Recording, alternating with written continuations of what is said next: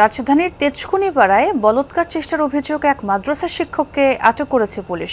বুধবার রাতে এলাকাবাসীর অভিযোগে তাকে আটক করা হয় বলে জানিয়েছে পুলিশ। স্থানীয়রা জানান, তেজকুনিপাড়ায় একটি মাদ্রাসায় শিক্ষকতা করতেন ইব্রাহিম। স্থানীয় কিশোর তরুণদের নানা সময় অনৈতিক প্রস্তাব দিতেন তিনি। প্রস্তাবে রাজি না হলে টাকার লোভও দেখাতেন বলে অভিযোগ করেন স্থানীয় তরুণরা।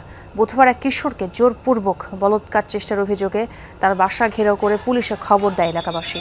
পরে রাতে অভিযোগের প্রাথমিক সত্যতা পেয়ে অভিযুক্তকে আটক করে তেজগাঁও থানা পুলিশ।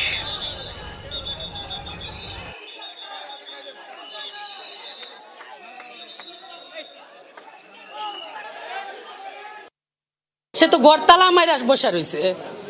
সে একটা ছেলে মানুষ এই কাজ করতে পারে, সে যে আরো কিছু করে নাই তার প্রমাণটা কি? কি করবো আপনাদের সাথে যে আপনি 500-1000 টাকা দেবেন, পরে বলতেছে তেমন কিছু করা লাগবে না, শুধু জাস্ট আমার ফ্রেন্ডের সাথে মজা করবে।